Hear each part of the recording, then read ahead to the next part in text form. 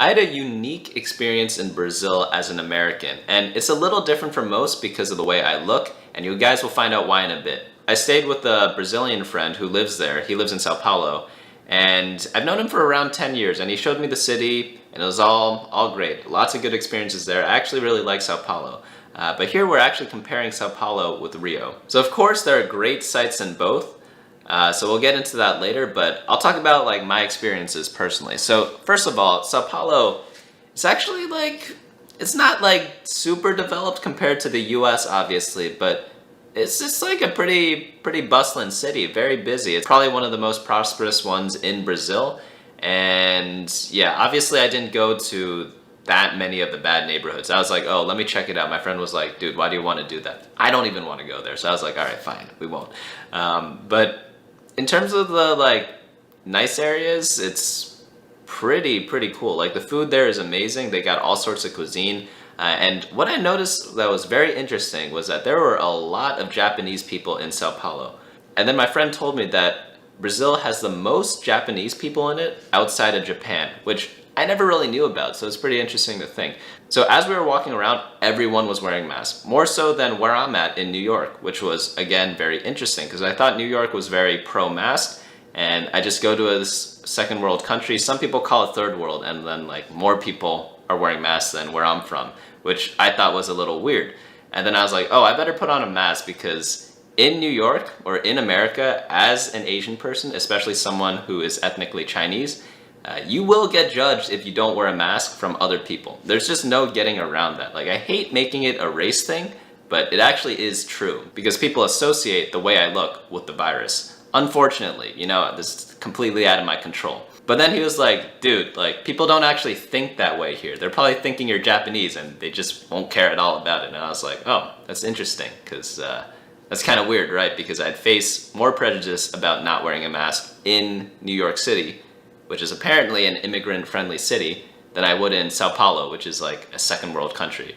But yeah, over there I tried a lot of the local cuisine, not just in that area, but in other regions as well. Of course, obviously, they're much simpler foods. They actually have their own cuisine. In America, like, what even is American food? Is it like Southern barbecue? That's only in the South, right? So like, people in the South eat differently from people in the North compared to people in the Midwest or like the actual West. It's like a lot different. There are a lot of different regions to try. So I got to try some of the northern food in Brazil, some of the southern food, and like some in the middle as well. All pretty good. I feel like my favorite dish, it was kind of like this sun-dried beef. It's not like a jerky, but they just kind of shred it and it just tasted really good. I don't know, I really liked it. Feijoada was really good, that was a good one. I actually had a lot of different experiences with feijoada. So I had one where we went to like my friend's like local bar spot where everyone goes to, like all the locals go there, and really delicious there. That's probably my favorite one. Then we had one made by a friend of a friend's private chef. People have that there. Like, labor is so cheap that if you're like even decently well off, you'll have like a cleaning person, and if you're like more well off, like his friend of a friend is, you'd have like a personal chef that comes in to cook food. But yeah, that one was pretty good too. And then I also had one from like a deconstructed feijoada at a Michelin star restaurant, and that was pretty interesting. That was probably the worst one though, but it's like, you know how those restaurants are, right? They give you like a tiny little plate just to try as part of their tasting menu, and they do all these like weird food techniques. I think it's called like gastronomy or something like that. They gave me like this bean, because there are beans in that dish, that was like filled with some liquid, or I don't even remember what it was, but it was pretty funny to think about. But it was more of an interesting taste than, like, I wouldn't say it was bad, but it was just not as good as just regular rice and beans and like some meat, you know? Like, you can't really go wrong with that in my book. So Sao Paulo, incredible. Lots of museums, lots of things to do. There's like a giant park. It's kind of like a central park that we have in New York City. Then I went to Rio afterwards. So we took a bus there. Dude, the buses in Brazil, they're actually very comfy. So I took a lot of buses in my time in the US. I went to college in DC. I went to high school in Connecticut, and my parents were in New York. So it's like I did a lot of busing around, and the coach buses in the US need to up their game, because the ones in Brazil, you can like lean back in them. And these are like the buses that like everyone uses, right? It's not just like, yeah, they're just very comfy. And it's like around a 6-hour ride between the two cities. And we just did it overnight, and I actually fell asleep on the bus, and yeah, overall pretty comfy. You can't lie down like completely, but it's like much more inclined than the normal US seats, and they have like a giant footrest and stuff like that.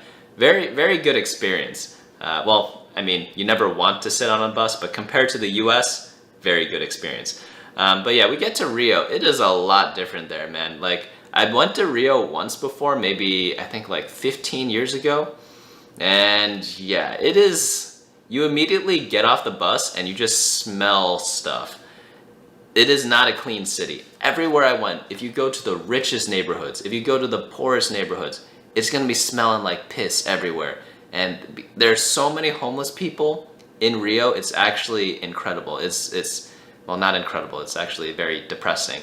But in Sao Paulo, my friend was like, oh yeah, there are a lot of homeless people in Sao Paulo. And we're walking around like maybe like the middle to upper middle class areas, somewhere around there. And then he's like, are there more homeless people here or in New York? I'm like, honestly, man, like I think New York City has more, even in the nice areas in New York. And then we went to Rio, and then on the first day immediately, I was like, you know what, dude?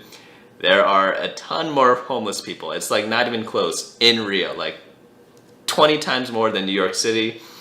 It's, oh man, it's actually really bad there. I don't know why. I guess because there aren't as many jobs there compared to Sao Paulo, but holy, it just smells like you're in the entire city. The nicest area is called Leblon, and I walked around there. Dude, even you have this like gorgeous house there, it just smells like piss. Like, I don't know how people actually live there. Apart from the piss smell, like obviously you don't go there to walk around. You go there for the beaches. Beaches were really nice. They're a bit crowded. I went to Ipanema and Copacabana and the one in Leblon. The water was a little chilly for my taste. I did go in the winter, so that's why it was colder. So if you go in the summer, or their summer, it's gonna be a lot better. But I wanted to visit my friend in the winter. Also, like that's when the flights were the cheapest. So I just went during that time.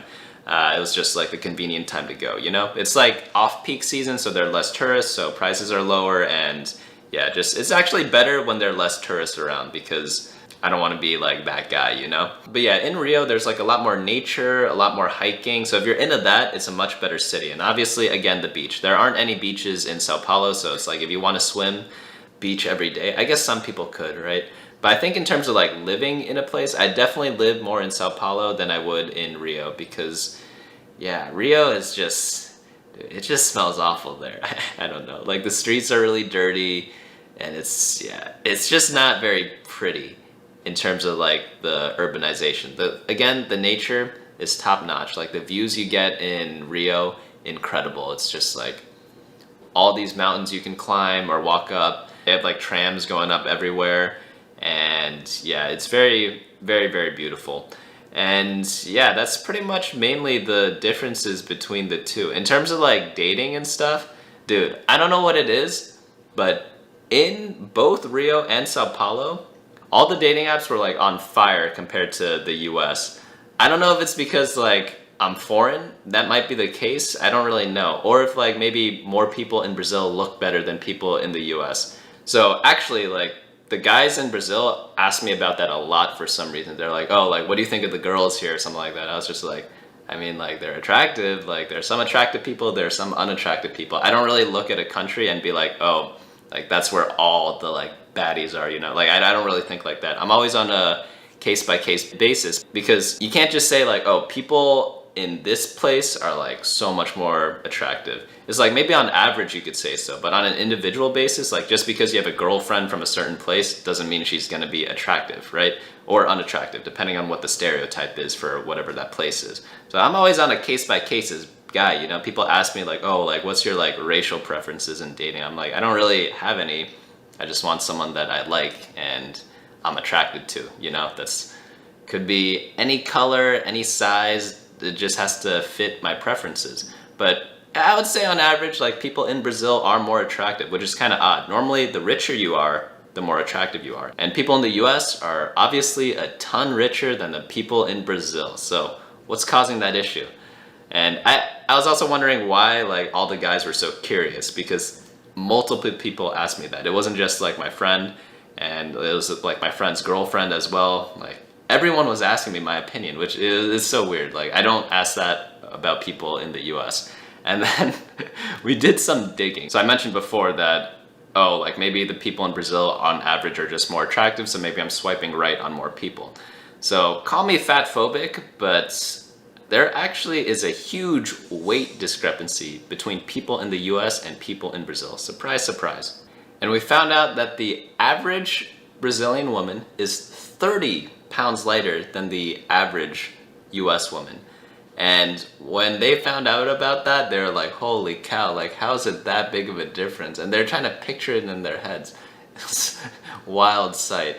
But yeah, I would say in general, again, it's on a case-by-case basis, but on average, I do find people who have like skinnier proportions more attractive than people who are overweight. Historically, at least, I haven't liked like anorexic people, but it's like generally like I'm pretty skinny, so I kind of like people who are kind of as skinny as me or like something similar, you know? I don't think that makes me fat phobic. It's just how my body is. Like, what am I supposed to do? Like, I can't not listen to my brain, right? So maybe that could be the reason why there are a lot more dating matches in Brazil. Maybe it could be like people are looking for a potential green card, which I don't think that argument makes sense because you're obviously not gonna just marry someone randomly in Brazil unless you're trying to go on 90-day fiance, which I am not right now. So it just really doesn't make sense at all. And I also thought that maybe it was because I was different than other people, so some people like to try different things, but like in Sao Paulo, there are a lot of Japanese people, so it's I don't really think that was a factor at play, you know? Because Japanese people obviously look pretty similarly to me. And in Rio, I guess maybe that's a factor, but it was around the same in both places, so I don't know what it was. Apparently dating apps do like foreign exchange boost, or whatever you want to call it, a travel boost, where they boost your account whenever you go to a different country, so maybe that had something to do with it, but I don't think so, because there's like a lot more in the other country. I'd say maybe like 10 times more, maybe 20 times more in the other country than what it's like for me in the US, so I found that to be pretty weird, you know? It's like, wow, do I like not fit the norm for like American women, or is it like, do I really fit the one in Brazil, or is it just the green card thing, or is it because I swipe right more in Brazil because I find the people there more attractive because I'm more attracted to skinnier people? I don't really know, but I kind of just wanted to put my thoughts out there. Hopefully I don't get like berated for this. I don't think it's fat phobic, but some people do. You know, but I'll let them think what they want. I don't really care about their opinion because it just isn't. I'm not like against fat people. Again, it's on a person by person basis, as I was talking about before. You don't just exclude one group for no reason. It just doesn't make sense to do that. The weird thing about going to a different country as a foreigner is that like you probably don't want to go on a date with the people there. I know it's weird, but like one of the easiest people to like rip off are like tourists, right? Because they don't know anything about the country, they can't speak the language, so it's like I want to keep both my kidneys, right? Like a lot of people don't think like that, but I think like that. I like having my kidneys, you know. I don't want to get like robbed or whatever either. Like, not that I had money, because again, like I didn't carry money with me because I was paying my friend back in cryptocurrency, so it's a little weird like that. But again, on the dating thing, like I would not have brought this up if everyone else wasn't so curious, you know? It was just like a weird thing that I don't really think people in America do the same thing for people who visit here. We were actually kind of cracking jokes with each other because we're like, oh yeah, like Brazil imports like cars from the US, they import like all the media from the US, and then like Brazil exports like pretty girls to the US because like all the au pair programs or something like that. I was just like, I don't know, man, like I don't know how this works, but it was just funny to me, you know? But maybe that's like something that the country takes pride in. I'm not really too sure. The next thing I want to talk about is the prices of things in Brazil. Obviously everything's going to be cheaper, right? Because people just don't make as much money there. But the biggest discrepancy was I'd say the price of manual labor. The minimum wage there is much lower than the minimum wage in the US. It's not even close. And that means labor prices are really cheap. Like all the Ubers I took, dude, you look at an Uber history, it'll be like $3, $4, $5. Like my airport trip that was 45 minutes costed $15. How insane is that? Like the ones in New York that I have to do, they cost like $70. or something like that. It's actually incredible what the difference is. Weirdly enough, the price of food wasn't that different. I'd say food was maybe half as expensive as it was in the US.